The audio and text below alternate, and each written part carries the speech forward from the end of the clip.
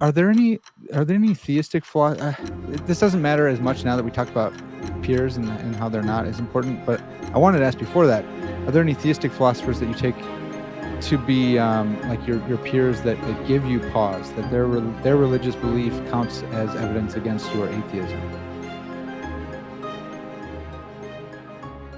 Hey, welcome back to another episode of Parker's Pensées. I'm your host, Parker Sedecase, and this is a podcast where we explore all the deepest ideas in philosophy, theology, nature, and life. I really love thinking about cool stuff, so come think with me. On this episode, I have with me another special guest. I have with me Dr. Richard Feldman. He is a university professor of philosophy at Rochester University or University of Rochester. He's awesome. He's a legend. If you know anything about epistemology, then you know this guy. I'm really excited to get into religious disagreement with him and whether or not it's a special case. I was introduced to disagreement literature in epistemology through his work, and it's just really, really fascinating, and I'm excited to get into it. Today, we're going to be talking about his new paper, or new chapter in a book, Religious Disagreement and Pluralism, by Matthew Benton, edited by Matthew Benton and Jonathan Kavanvig. Sorry if I butchered that one, but we're going to be talking about his specific chapter, which is there something special about religious disagreement? So I'm really excited to jump in. Before we do, I want to thank everyone over on Patreon for making this podcast happen. If this is your favorite podcast, if it's top 5, even top 10, please consider becoming a Patreon patron. You can support this podcast monthly for anything as low as $3 a month, all the way up to like $45 a month. If you find value from this, please consider doing that, and you get a lot of different prizes at different levels of support. So go check that out. You can find the link in the description wherever you're getting this podcast at. All right. So without further ado, let's bring in Dr. Feldman and let's get going on religious disagreement literature in general, and whether or not religious disagreement is a special case. Rich, thanks so much for coming on the podcast. Happy to be here. Thanks for inviting me. Yeah, this is fantastic. This is when I started the podcast, I thought it would be amazing to get Richard Feldman on. And it was kind of like a pipe dream, but here you are. This is awesome. Well, thank you. I appreciate your kind introduction. Yeah. Well, so before we talk about disagreement, I'm interested in finding out what made you interested in philosophy. Why did you want to become a philosopher? So here's the story. I started college as an engineer. I did well in the sciences and math in high school, and people told me I should be an engineer. And I really had no idea what engineers did, but I applied to engineering schools and I got in, and I realized pretty early on that although I was doing okay, it just wasn't what I was most interested in. So after I had to stay in engineering for the first year, but then after that, I transferred. I became a physics major and did that for a while, and then decided that really wasn't where my heart was, and I switched to political science. Did that for a little while. They called it government. And then in my junior year, I took a philosophy course, and I did that because at that time, my older brother, Fred, was finishing his PhD in philosophy, and I was curious what it was that he was doing. And I took a course, and I thought it was the hardest and most interesting thing I'd ever encountered. I just loved it. And I went through a kind of sort of, I don't know, some sort of turmoil. Is it okay to do what my big brother does? There seems something not cool about doing the same thing. Yep. But then I decided not doing it because he was doing it. Sort of was letting my life be determined by what he did too. So I should just ignore that fact and do what I wanted. And so I became a philosophy major, did almost exclusively philosophy courses for the remainder of my junior and my senior year, and went on from there. That's awesome. Well, I have a brother who's 8 years older than me, and our interests line up a lot. And I'm always wrestling with that. Am I just doing this because of him, or am I not? and I just try to ignore it, like you're saying. Just do what you want. I think that's right. Just do what you want. Yeah. That's awesome. He's gonna be teasing me for that when he hears this. He's got a podcast as well.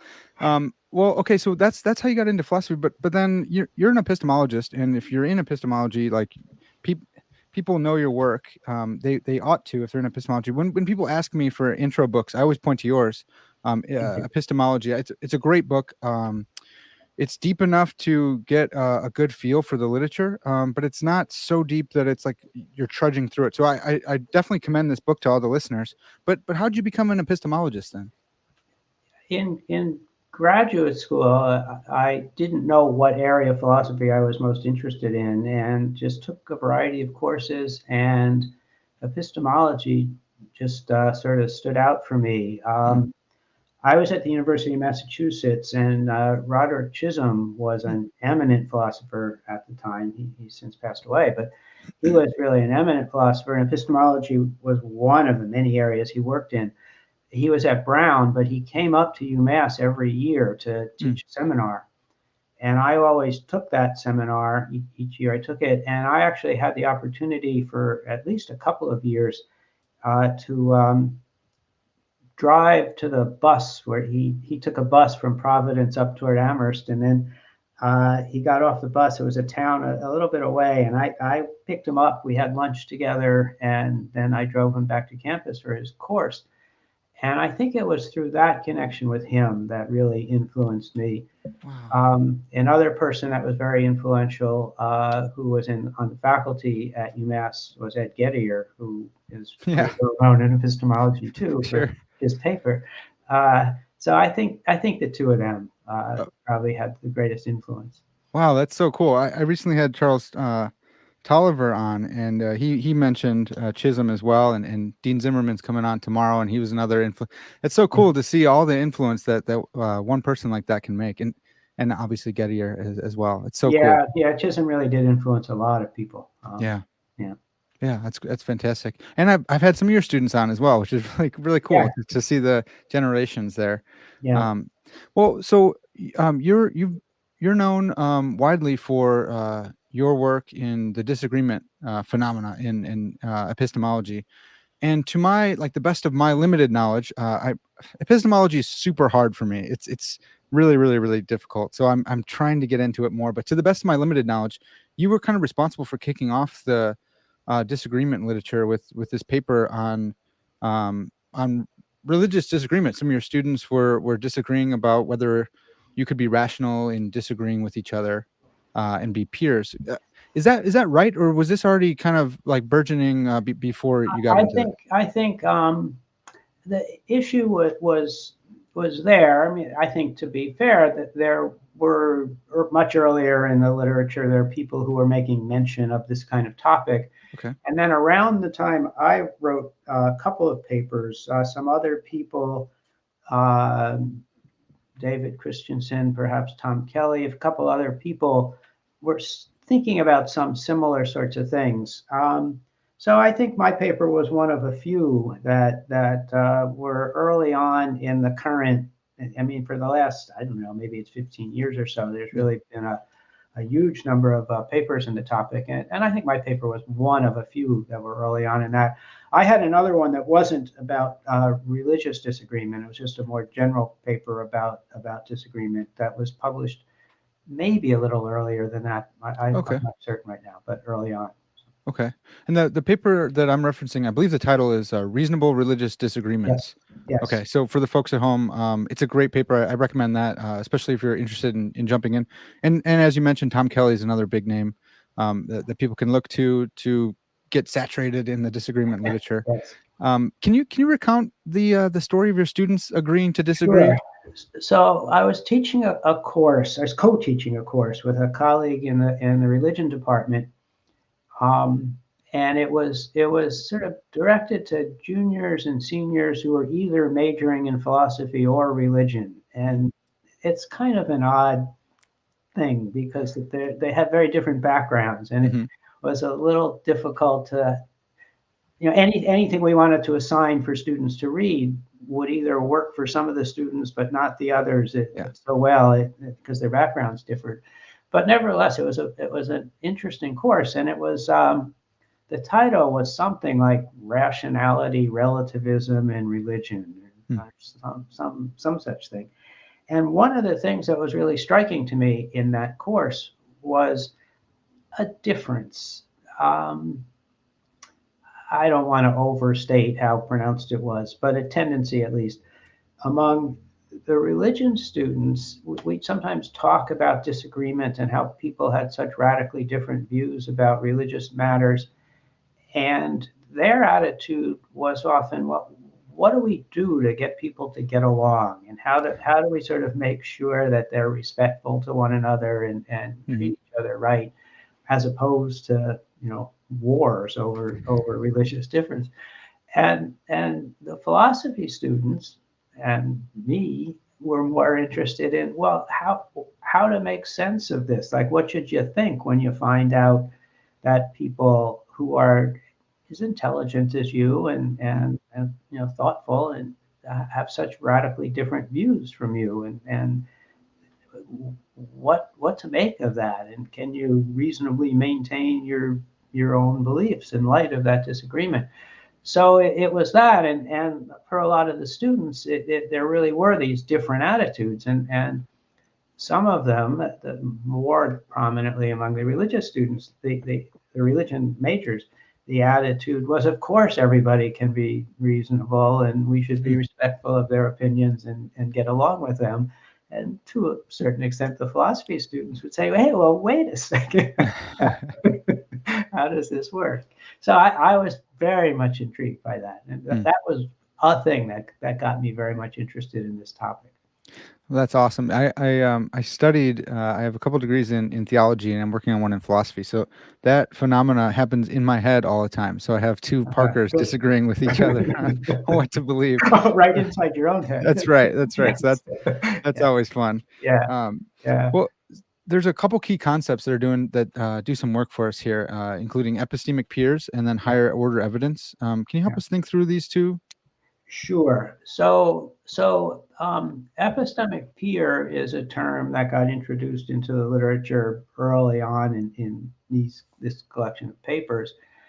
I know I used it. I don't know whether somebody else might have used it first, but the idea was that there's a person who's comparable to you and has very different beliefs, and the question was what impact that should have on your own beliefs, how to adjust your beliefs in light of the disagreement with a peer. The idea was that if you're much more well informed on a topic than somebody else is and they disagree, that's a less challenging issue. Yeah. Or if you have a belief about something and you encounter somebody who knows a whole lot more about you than the topic, well, then it's pretty clear that you should defer to them. Right. But where it's peers, it's a more complicated issue, a little harder to think through just what you ought to do.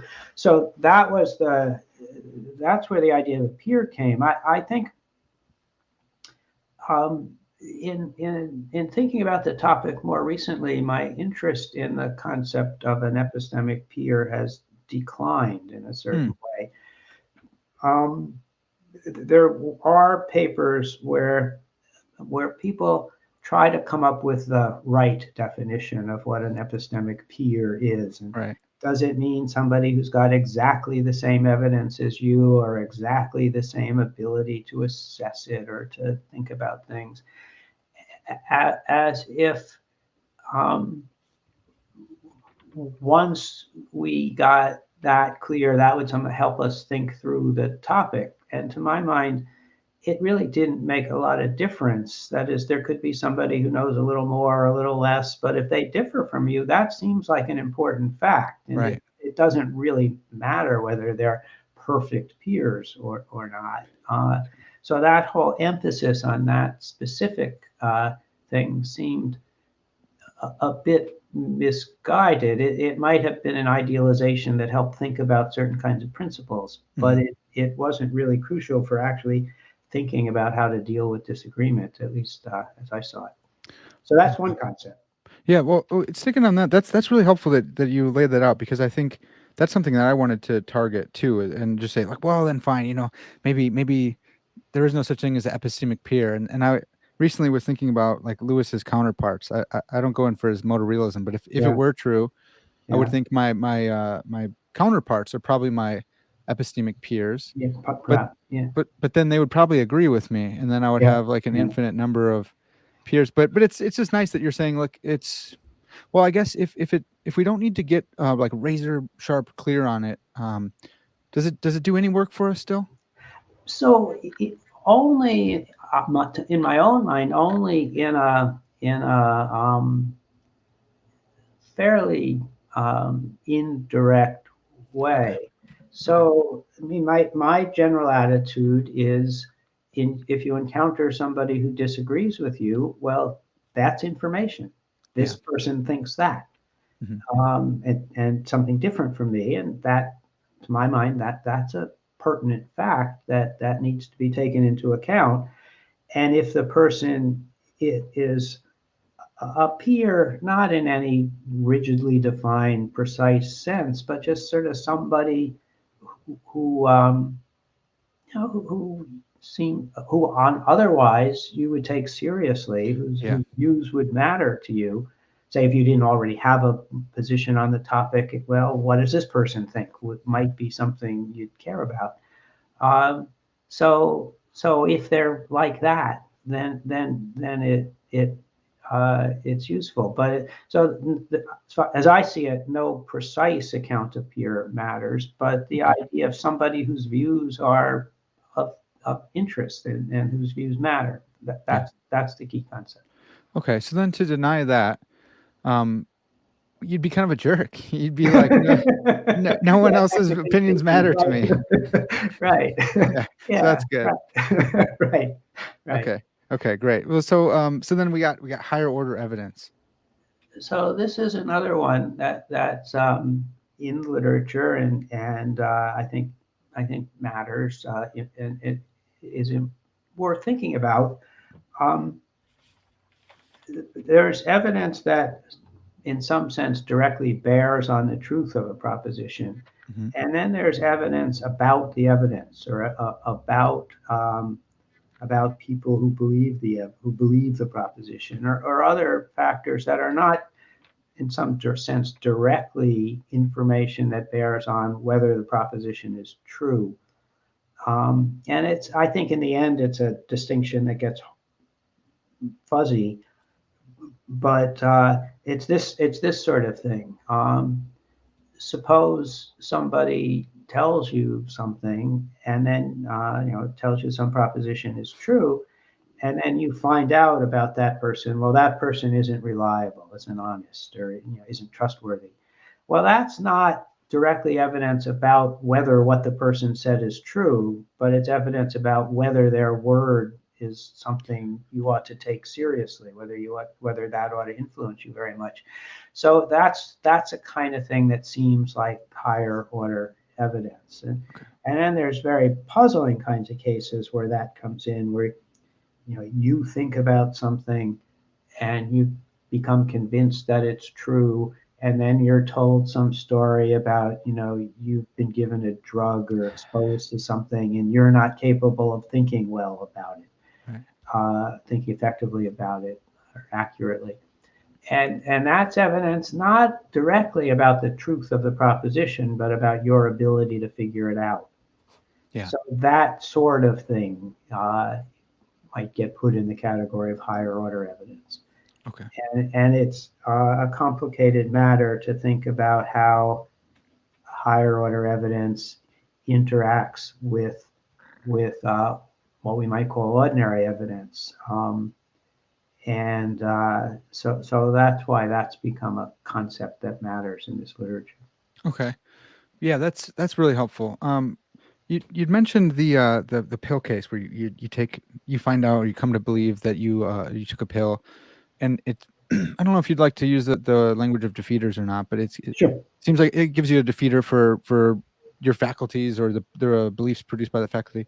Just this is like totally rabbit trail, and if you don't want to go there, we could totally not go there. But it's become really popular in popular philosophy today to talk about the simulation hypothesis. Yeah. And I had this idea that if you came to find out that you live in a computer simulated world and not base reality, but you took all your surroundings to be base reality, it seems like that might be an analogous case to the pill, that you come to believe that none of your beliefs were vertical, Yeah. and then it seems like you might have a defeater might be self-defeating, not self-refuting, but that now you come to believe, hey, look, my cognitive faculties don't produce truth, but fake beliefs about this world. Is that the same thing, or Well, there's certainly some similarity. A difference Mhm. is this in the case of if somehow you learned you were in a simulation. I think now not everybody will agree, but I think what you might discover is that you were forming perfectly reasonable beliefs about the Mm, world around you, but they turned out to be mistaken because of this deception or the circumstances you were in. It wasn't that you were reasoning badly. okay. Whereas the pill case is at least some versions of that are it's supposed to be a case in which you're led to think that you're not good at reasoning about things. Okay. Um, so they differ. It's still alike. It's true that in the simulation case, you learn that you were wrong Yeah. about, or apparently wrong about lots of things, but it doesn't undermine your competence in quite the same way. Okay. Okay. Can I throw just one wrinkle in? Sure. So let's say, so in the movie The Matrix, the main character Neo is brought out of the Matrix, and he wakes up to the real world, and the sky is all dark, and everything looks like a post-apocalyptic world. In that case, he now has evidence that he's been systematically deceived about his world before. Mhm. Um, and to me, it seems like he's gonna have a really hard time being justified in any of his beliefs now, because he has this belief that he's been systematically deceived before, and it looked Yeah. just like the real world. I think my externalist friends want to say, well, it just depends on the matter of fact. Is Yeah. he in base reality or not? Yeah. What do you think of that? Yeah, I think what matters is his evidence, Okay, and depending on details of the example, he might be in a situation where he's got good reason to doubt. I mean, very hard to tell now. So, sure, what situation am I in now? Might right. might be is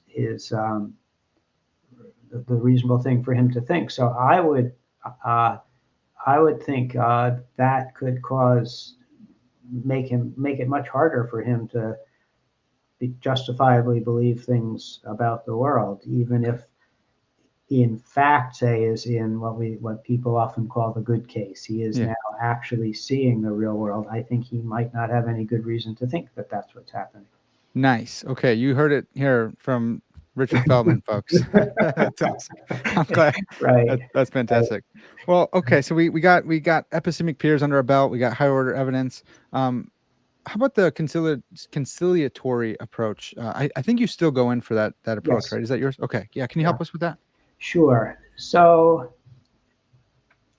I think you can think of attitudes toward rational reaction to disagreement along a continuum from one extreme where you might think, well, it doesn't matter what anybody else thinks. Go with your own views. Stick to your guns, no Yeah. matter what. And I don't know if anybody really thinks that completely down the line. Maybe there are certain cases that are like that. That is, you encounter certain disagreement and you think, well, I don't care. That doesn't matter to me. A flat earther or something. Hmm. It's not going to make me worry. Um, and then at the other end are conciliatory views, and at the most extreme is a view that says, always conciliate, or that is always sort of adjust your beliefs in the direction of the person who disagrees. And in the extreme, if you believe something and they deny it, then you should both meet in the middle and suspend judgment. Hmm. And so that's sometimes called the equal weight view or something, a version of that where your view and the other person's view are given equal standing, and you split the difference between them. Um, and so that's a kind of conciliationism, but conciliationism is really just the idea, at least as I understand it, it's just the idea that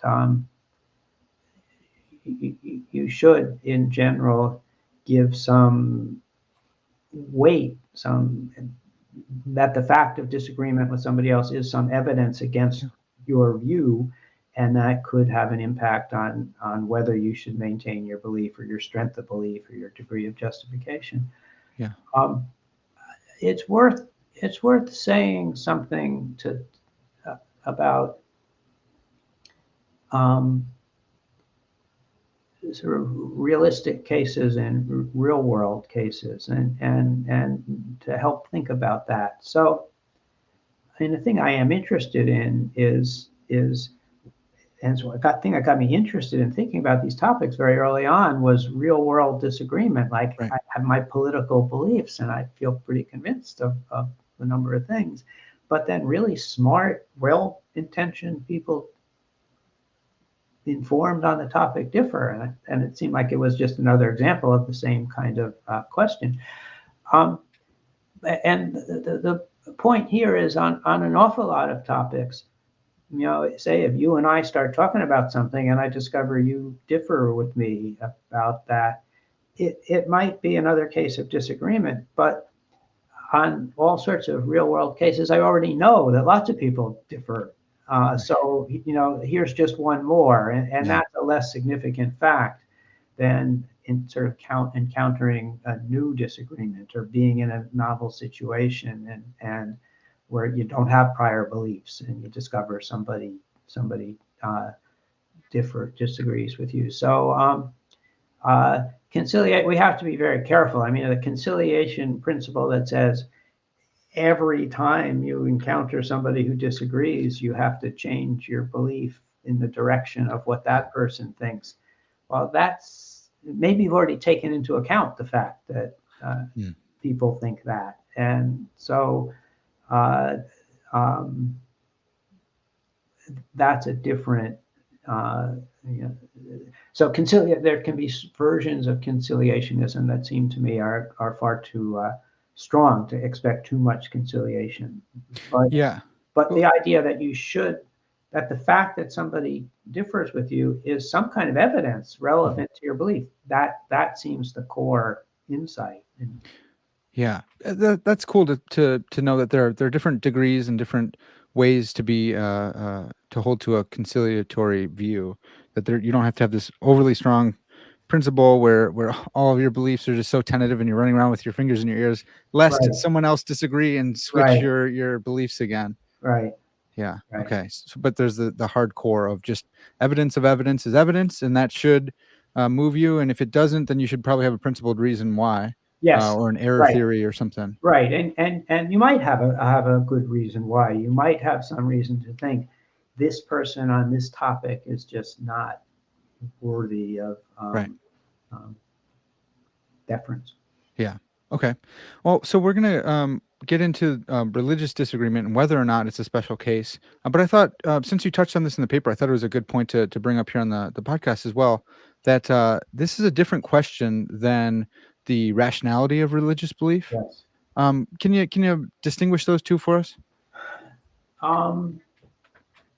So I guess what struck me, I was asked to contribute a paper to this collection of papers on religious disagreement, and as I was thinking about it and thinking about what I might say, I asked myself the question: well, why is there a collection of papers about religious disagreement? You wouldn't likely have a collection of papers about, I don't know, disagreements regarding electricity or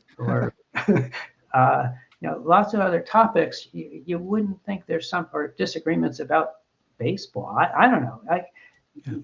You wouldn't think there's something special about the topic. I mean, you might think, sure, you can think about how to, rationality and disagreement, and it seemed like it would be sort of subject matter neutral.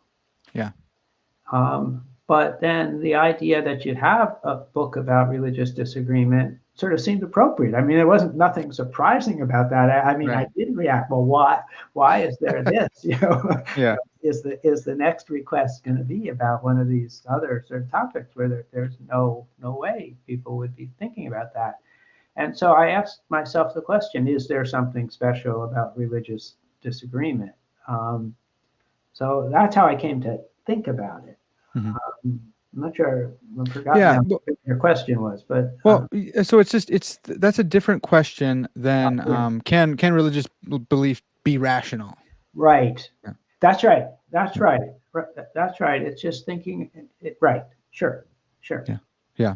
And I like that. And I think that's important for the listeners too, because this isn't a question of, it's not being mean to religious believers saying you guys aren't rational. It's just get No. in light of other religious believers who disagree with you.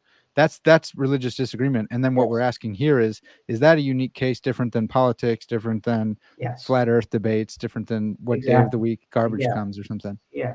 Yeah. Okay. Well, awesome. So let's jump in on that then. Is there something distinctive about religious disagreement, or is it like disagreement in every other domain? So my initial thought and is that there's nothing special. Yeah. That it's another topic, perhaps one that's of particular importance, significance to many people. It's one that it's a topic, obviously, that addresses something that many people care very deeply about, plays a significant role in their lives. But from a certain abstract perspective, it is just another topic. Yeah.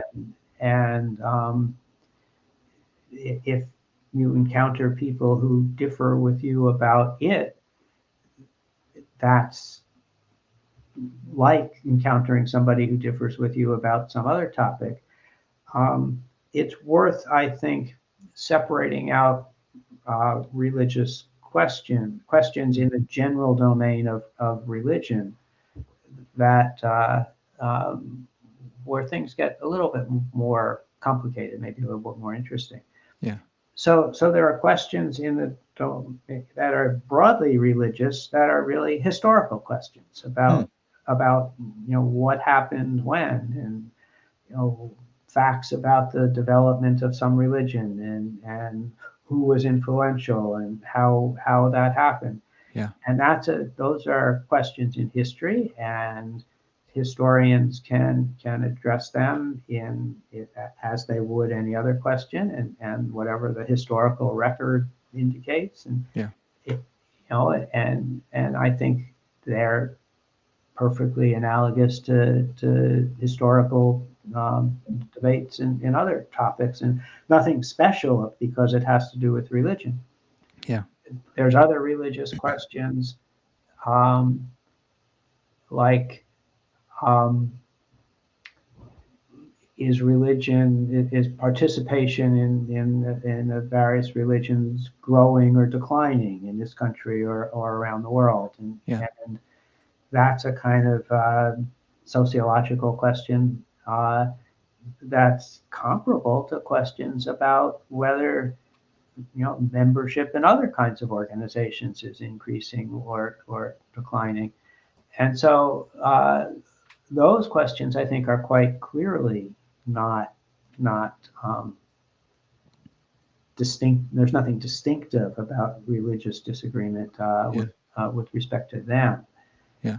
Um, Maybe it's important to say one other thing to be clear about another aspect of this. There's what I think in the paper I might have called core religious disagreement, Yeah. and that's does God exist, and or something like that, something really fundamental. And there I think it's very important to make a distinction between what we might call difference and disagreement. Okay. So you might be committed to living your life in a certain way and perhaps following the practices and of a particular religion, and that's how you choose to live your life, and Mm-hmm. I don't. So we differ. Um, But that's not a disagreement about some truth in the world. It's a difference about how we want to live our lives. It's I don't mean to um, diminish its significance, but it's a little bit like whether you're interested in football or baseball, and I'm interested in something else. And there's just differences, but there's not a disagreement. It might come out as a disagreement, or seeming like a disagreement. Sticking with the sports example, if you say, "Well, I like basketball," and I say, "Well, I don't. I like baseball." Yeah. So we might say we disagree, but it's really we just like different things. Yeah. There's nothing like you're right and I'm wrong about. There's nothing like that. Because there's no proposition that's being debated. Yeah. I mean, right, and it would sort of be odd, but you can imagine cases where I say I like baseball, and you say, "Well, actually, you don't," Yeah, right. and you Right. show me that, well, I don't watch it, I don't pay attention. Yeah, you don't spend any money on it, right? Yeah, right. So you might question whether that's, so we could differ about that, but that's a fact about me, that a real fact about me that we're just differing about, Right. that we're disagreeing about. I think that's relevant because an aspect of religion is a kind of commitment that many people take on, and because we differ in that, that doesn't mean we're disagreeing in the sense relevant to the disagreement literature. Yeah. What matters is if there's some purported fact about the world, the universe, causes the universe, and the like, that we're actually disagreeing about. So some truth, some proposition. Yeah, the existence of God between atheists and theists, the nature of God between theist and other theists. Exactly. Yeah. Okay, great. So this is, I wonder. So I'm a religious theist myself, and I thought, should I want religious disagreement to be a special case? And at first I thought, yeah, maybe, but I thought about your students and how it seems like some of the religion students were trying to hedge against, hey, you get yours and I get mine, and let's not disagree. We can agree to disagree. We can both be rational, and kind of hedging.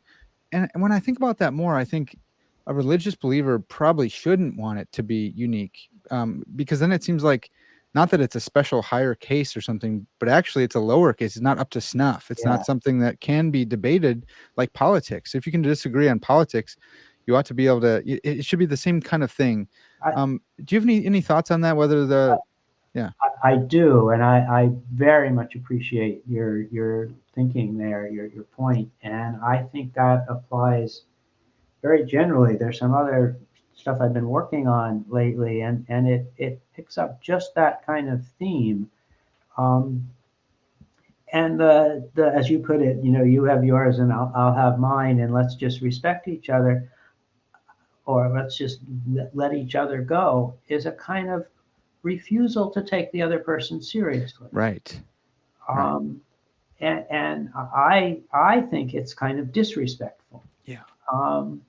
And if I mean if you turn what seems like a genuine difference and disagreement into, well, it's just how we feel about things, then you reduce what seems like an important question into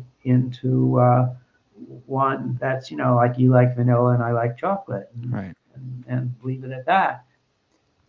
Further, a further point along those lines, there's an interpersonal part of this kind of issue, and there's a more individual, personal part of it. So you might think, on any topic that's important to you, but religion being one, you might think, this is really matters to people. I don't want to get into some kind of game of trying to persuade them. I don't want to talk them out of their beliefs. I want to leave them alone, and that might be fine. That might be a wise position to take. Yeah. But if you're serious about what you believe, then you still might want to think about what they believe and why they believe it and whether that ought to influence you. Right.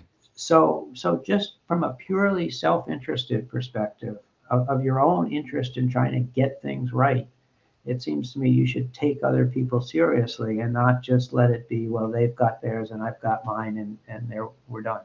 Yeah. I think you're absolutely right there. And I think with that comes a little bit of uncomfortableness because Yes. you have to disagree. You have to say, "Hey, look, I believe this, and you believe that." It doesn't mean we can't coexist. Right. But it means, hey, look, I take you seriously enough to take you what your beliefs are seriously, and unless I have a principled reason for denying those beliefs, I are just out of hand, then I should consider them. I think that's right. And to use I think, meaningful but not religious kind of example, I got interested in thinking about some of these kinds of issues, and there were real world political issues. It was, I think, probably was the Iraq War or Okay. something like that, and I had my views about the case, and I remember sitting at dinner talking with my wife about it, and with this, my philosophical perspective, Hmm. because it's pretty much ever present. Uh, and thinking, but we feel very strongly about this. But look, here's other people who actually know more about this topic than we do, and they differ. And so, how do we come off Right. feeling so confident Right. about this? And that's another kind of discomfort. I mean, not only do you need to disagree because you can't just say, we're both right or something, Yeah. but you have to, it can lead to a certain kind of self-doubt or at least questioning Yeah. of your own views, and some that are important to you. And so that can be pretty challenging. Yeah. It really can, and I think that it can be a challenging and hard thing, but it also can breed a lot of humility. Yes. Saying exactly what you just said. I have that in. So I studied at a seminary, and I had professors from every different denomination. And going in, I was pretty arrogant, and I thought, I'm right, my position. And now having all these guys and women, men and women who differ from me, and they're way wiser than me. They know more information than me. They know the religious text. They know the Bible better than me and memorize more. And they disagree with each other. It forced me into this position of saying, look, I do need to study more, but also maybe I'm not as confident Yeah. in my position as I was before, and maybe that's a good thing. Maybe I shouldn't be such a jerk about my beliefs. Yeah, I don't know whether you were a jerk, but yeah, I mean, there's a kind of humility, but there's a certain. I find it in a certain way exhilarating. I mean, it Yeah, sort of opens up the world in a way. yeah. It's also it's so it does. I totally agree with you. There's also this there's like a how possible question in like the Kassam type manner where like it's if you reflect on the fact that experts can spend their whole life studying stuff and then disagree with another one of their peers, it's kind of a baffling thing. Yeah. Like how can we disagree? What do you like a historian, two historians disagreeing over an aspect of some event, they both have the same information. It's really, really interesting and crazy to think that people can and do disagree. It is. I think an aspect of that's really important to keep your eyes on Hmm. is in every case asking yourself, what's the question? Hmm. Um, so so I mean, it might be that where you're disagreeing is there's different points, there's different propositions that you're thinking about, Yeah. and so you're not really disagreeing in quite the way you thought you were. Oh, yeah. There's equivocation maybe going on or something. Yeah, Hmm. yeah, Okay. Yeah. Yeah. That. It's so important. Yeah, it's so important What to get clear. exactly are they disagreeing about? I mean, it might be, say, in the historical case you mentioned, that there's an awful lot that they do agree about. Right. Right. Yeah, that's another good point. Yeah. Well, so continuing on here. So you and I'm glad that you do this as well. I think you're right that you deny the uniqueness of religious disagreement, but you give two reasons for it, and I think I took your reasons to be that you don't see a reason for thinking it warrants special treatment, and then the second one's kind of this is like the nuclear option. You doubt that there are in fact general principles specifically about disagreement. Yeah, yeah. Parker, could we pause for a second? Sure, absolutely. Something happened here, and I'm hearing you, but I'm not seeing you. It's not that it's I've lost the window Oh, that okay. you Did it were get in. minimized? I don't know what I did. Okay.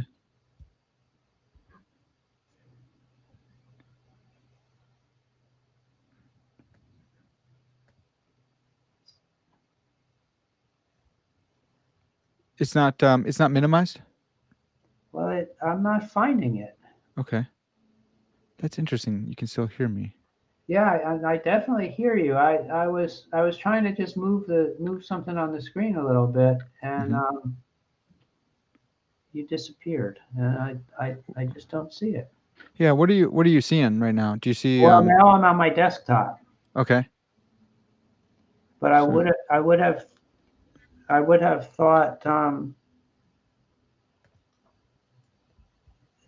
on the taskbar would be. yeah. Am I so?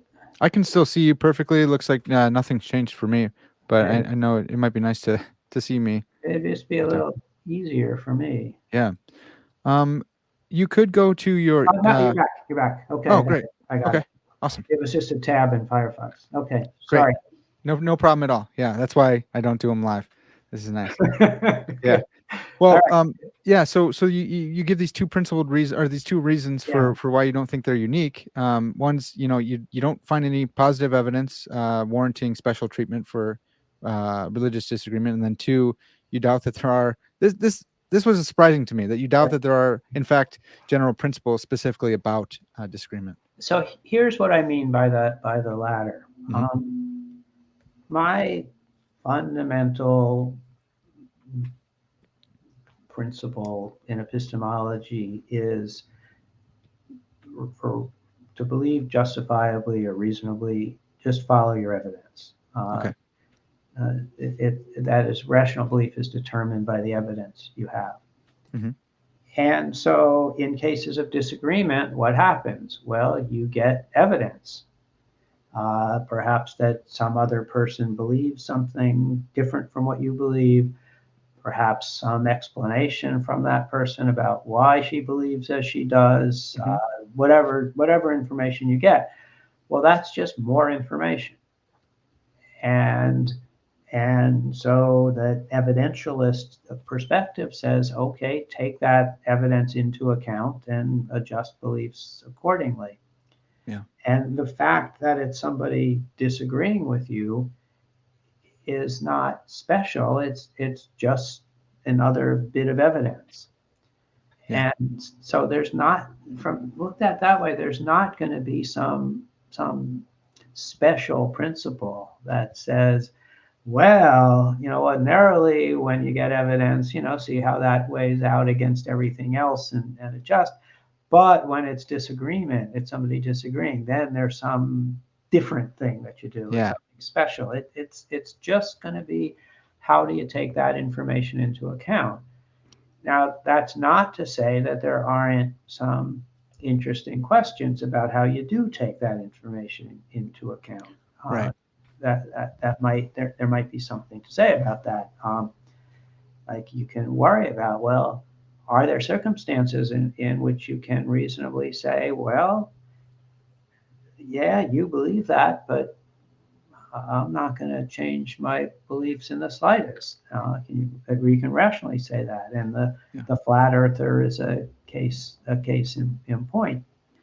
Um, so So, but that's the line of thinking, that disagreement is just more evidence. And so, and evidence is evidence. yeah, exactly. That it makes sense now. It makes sense, yeah, because you don't want to diminish it or qualify this type of evidence, because no, higher order evidence is the same as Right, it counts the same. You're not disqualifying or adding extra because it's someone's right, testimony or whatever. right. And if if there were some special principles about disagreement, I guess a question would be, well, would they be questions? Would it be cases where, even though your evidence indicates one thing, the special rules about disagreement indicate something different? And so, Right. would it be in conflict with a sort of evidentialist perspective? Right. And I can't see why religion would undermine sort of the general evidentialist picture. Right. Okay, so I think I'm with you on that, about evidence being evidence. Do does the manner in which you received the evidence, does that change anything? So like if you had a voice in your head from God, Yeah. and I don't know, maybe you wouldn't even be able to allow for that, because maybe that you could always explain it as a hallucination or something. So yeah, I'm interested in that too. But So I yeah, think this is the gets into the points toward the end of the paper. yeah, And what strikes me as at least somewhat interesting, and in a certain way distinctive, uh-huh, not because of distinctive evidential principles, but just sort of how the details play out. Um, if there are sort of logical or arguments, the cosmological argument or the sure, ontological argument that bear on God's existence, those are arguments like other arguments that people look at, and I'd say nothing special there. right, Religious experience is interesting, in the following regard. I have this example in the papers. Suppose two people are sitting in their house one evening, and one of them says, "I just heard the doorbell ring," and the other says, "I didn't hear any such thing." And so right, there's a disagreement about whether the doorbell rang. Well, there's a lot of things you can think about in order to address that disagreement. You can think about the track records of each. As one person, uh, say, heart, doesn't hear as well, and likely would miss it? Is one person likely to mistake the sound, I don't know, of the refrigerator running for a right, doorbell? I don't know. Maybe that doesn't make a lot of sense, but mistake another sound for, think it's the doorbell. Was somebody so absorbed? Was the person who didn't hear it so absorbed in something that it might just have been missed? So there's a lot of things you can do. And of course, if we get into not just the immediate time frame, but give yourselves a minute, you can of course go check and see if there's somebody at the door. right. Uh, so there's that kind of perceptual disagreement, Hmm. and there might be cases that are really hard. There was the pretty popular example a few years ago of the image that some people saw. People saw it very differently. Was it the colors that they saw it differently? Got a lot of Oh attention. yeah, the dress. Yeah. Whether Yeah, it was blue and gold or white yeah, and yellow or yeah. whatever. And so that's sort of interesting, where there's these perceptual disagreements, and it's sort of hard to know what to make of it. And Right. I guess some of that's been explained,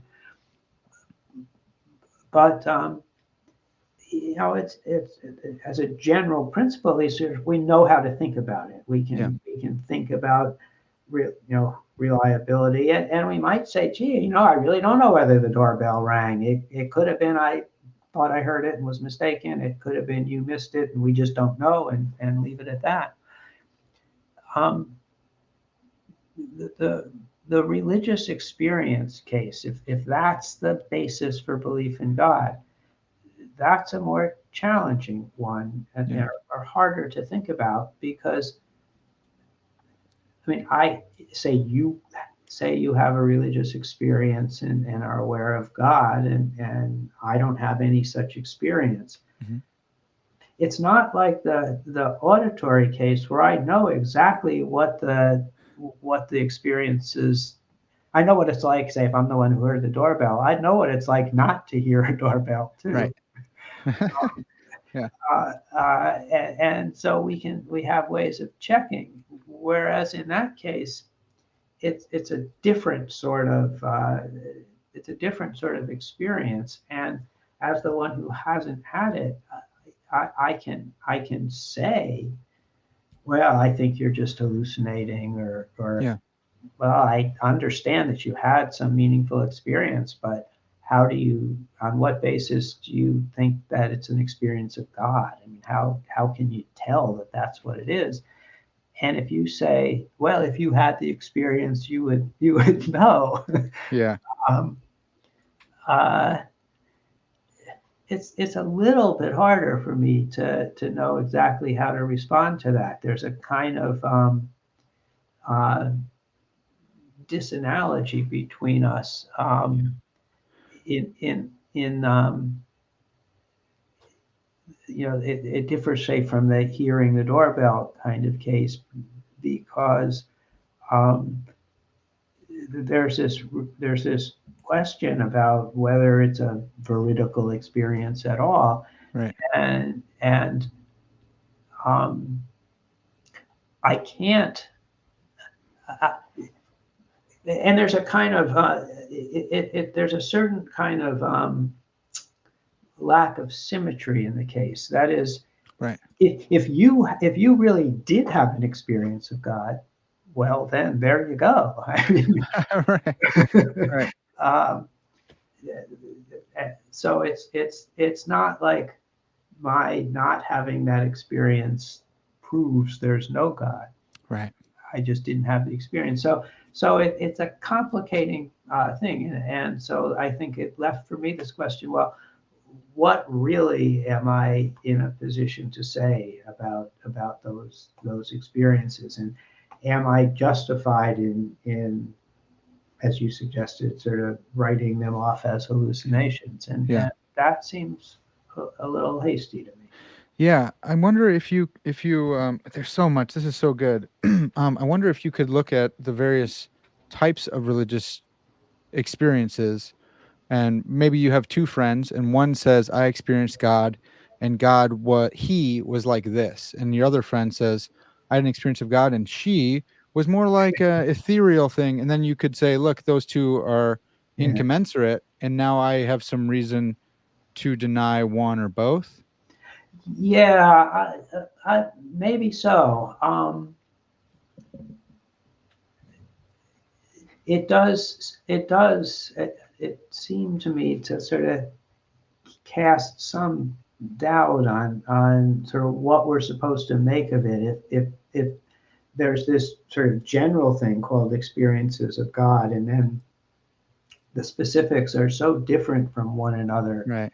that you do have to wonder. I mean, is it reasonable to say, well, something along those lines must be right? But Yeah. and I wonder about that. I really don't know. Yeah. Well, I thought as you were describing that too, I thought about like pain states and disagreeing over whether or not someone was in pain. Yeah. It seems like an analogous case or similar, and I guess it might depend. It might hinge a little bit on your theory of mind, but if like a neurosurgeon or a neuropsychologist or someone had you hooked up and could see your brain states, and you're saying, "Look, doc, I'm in a tremendous pain," and they're saying, "Well, I'm looking at your C fibers or whatever we're going with," Yeah, right. and it doesn't look like you are in pain, but you're like, "Look, if you were in this experience, you would know, but you're not, and you can't be. Well, maybe you could be. I don't know. What do you make of that?" Yeah. Yeah. Well, I mean, there is this idea that there's this privacy of experience and you know what it's like. I mean, there's always, or generally, there's worries about language here. Are we using the word in the same way? Sure. Like, but but whatever the doctor's telling me, I'd feel like, well, I know how I feel. And Right. Um, I think the religious case, at least it seems a bit different, because the claim is you're experiencing this other external thing. Which is different than like a direct awareness of your own pain state, right? Yes. Yeah. Yes. It's maybe it's mediated, unless Yeah. you say that the religious experience is immediate, but Yeah. that's even harder to explain, I guess. I think. I mean, I get past what I really feel like I understand there. Yeah, and even if it is immediate, it's still maybe there's degrees of immediacy, because it seems like nothing could be more immediate than your pain state. Yeah, and if it's supposed to be, well, I can tell that this is an experience of you said he or she, and Right.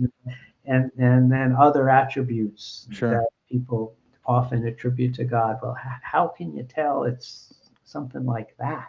Yeah. I mean, that seems like a fair question. Unless it was like auditory, and unless it was revealed to you in an auditory form. Yeah. And then any auditory stuff is gonna be kind of tricky, because there's a lot of cognitive disabilities or things that also come with voices and such. Yeah, sure. Yeah. Okay. So there's two related things that I was pretty interested in.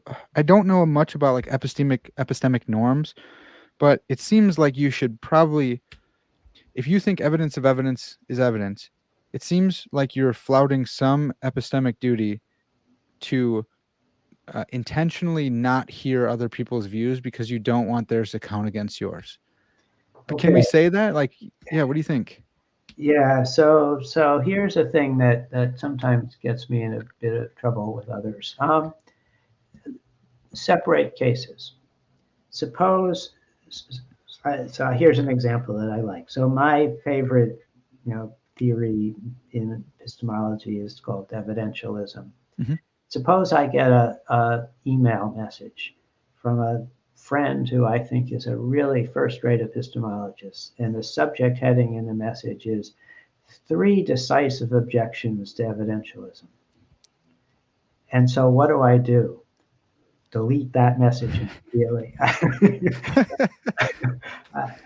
I don't want to hear that. Right? Yeah. That would be really discouraging to me. Mm. But the problem is, I already got the message. Oh yeah. I already have the evidence that at least this respected friend sent a message with that title. Yeah. So I have, fill in the details here, but I have pretty good reason to think that this person at least thinks he's got 3 pretty decisive, significant objections to evidentialism. Yeah. I've got some evidence already that matters. Yeah. So hiding from the evidence doesn't help all that much. Okay. But should you ought you not? Is there like some kind of norm that we can say?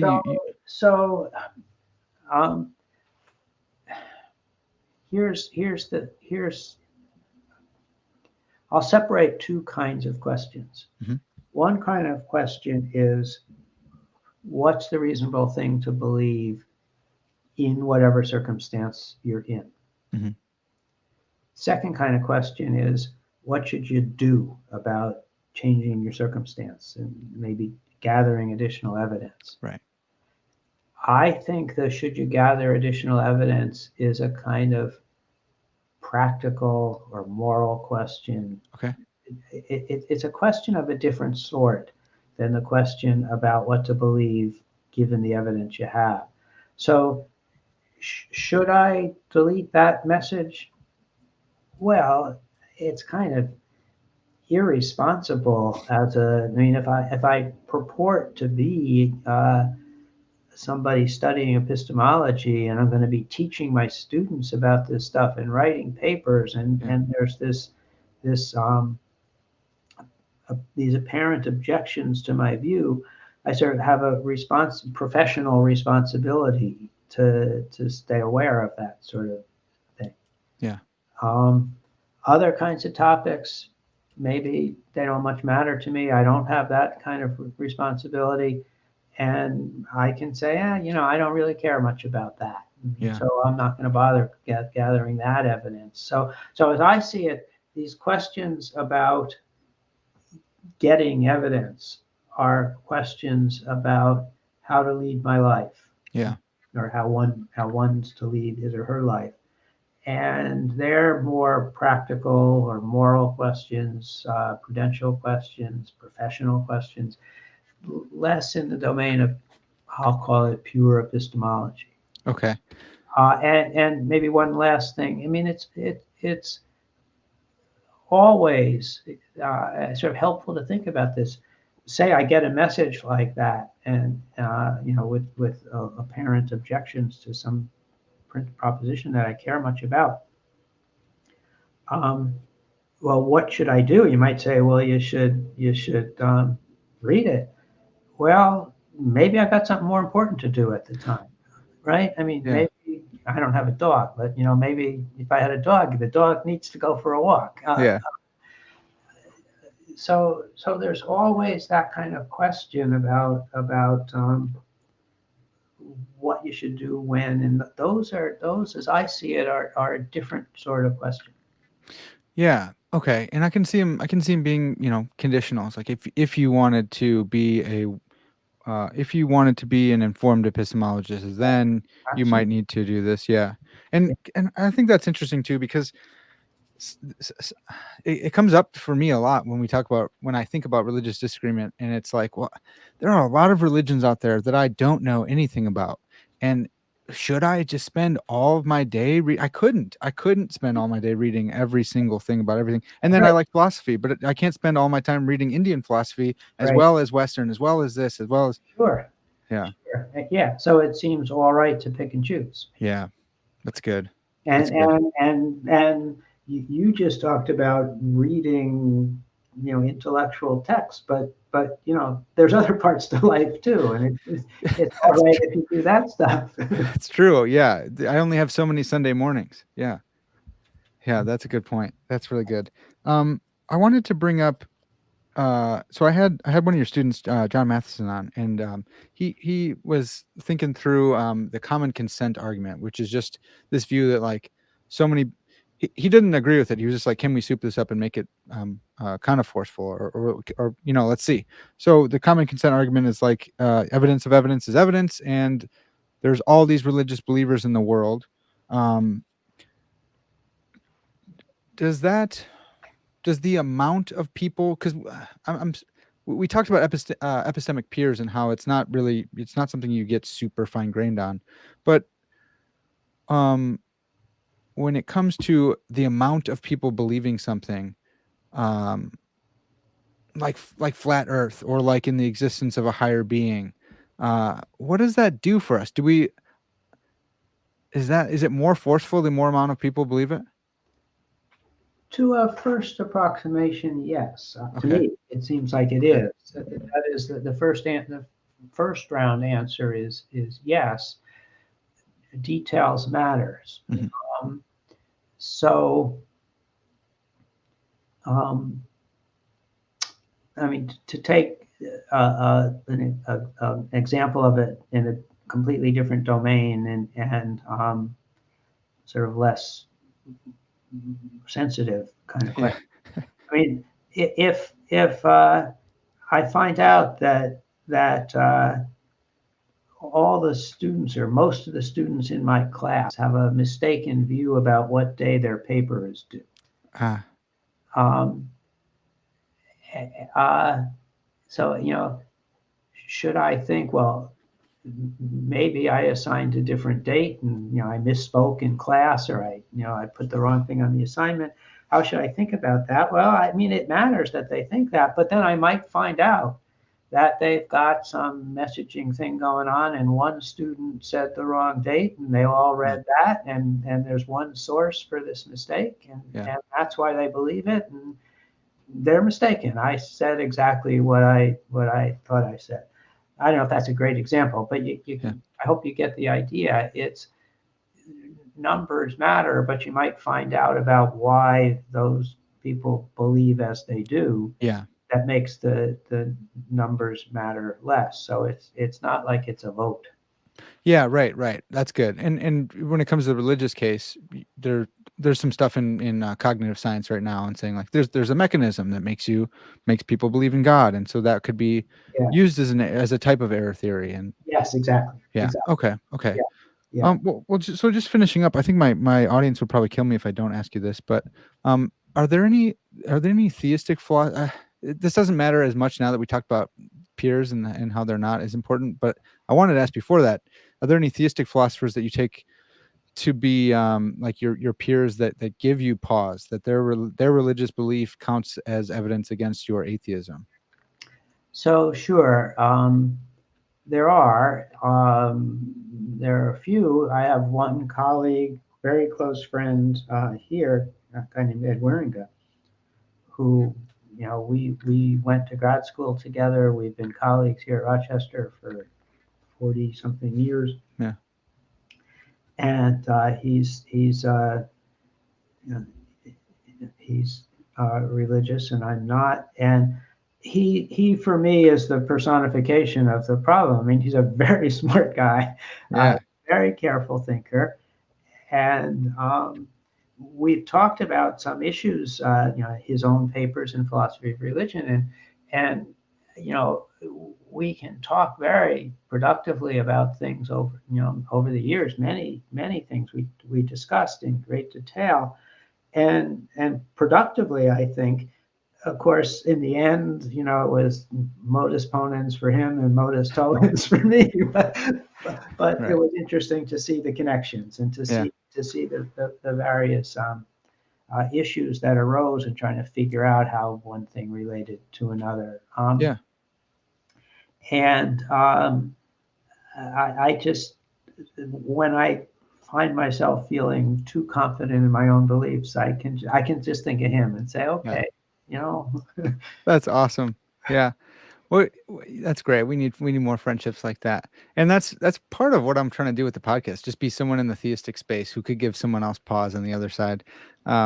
So what do you take to be maybe the best evidence against theism? Do you have anything like that? I don't have anything that's particularly distinctive to me. I mean, I think that the issues and the problem of evil Sure. are really hard. Yeah.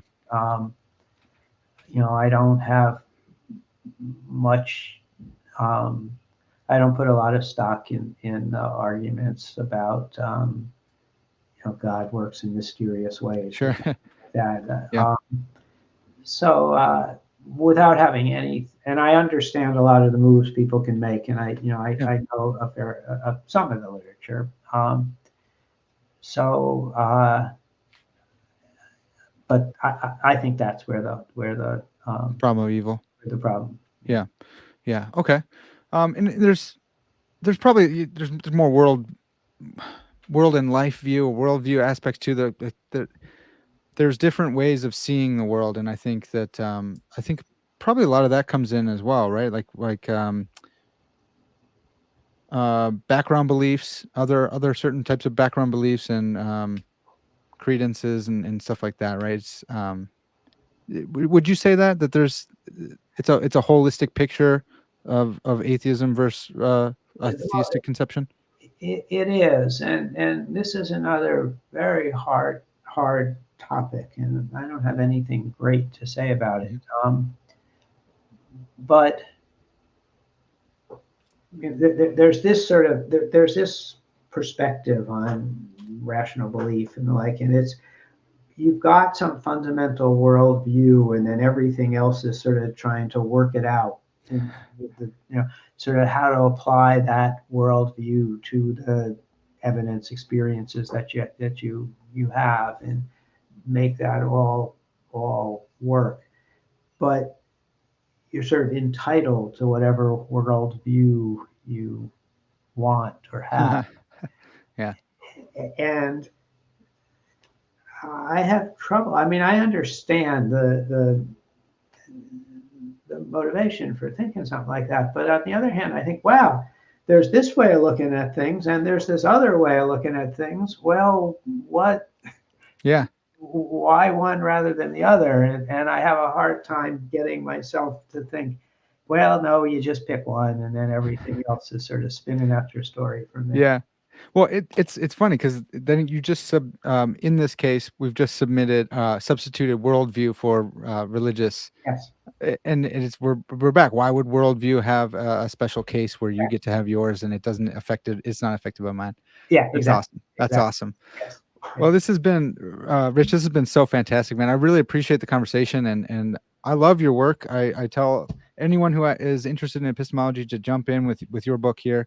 The Disagreement is scary and can keep you up at night, but it's also good, and I think it can breed some humility as well. So I really appreciate all the work that you're doing and continually doing on this topic. Well, thank you very much. I appreciate it. It's great fun talking with you. Yeah, you as well. All right, folks. Well, that's going to have to do it for now. This has been Parker's Pensées, and as always, all glory to God.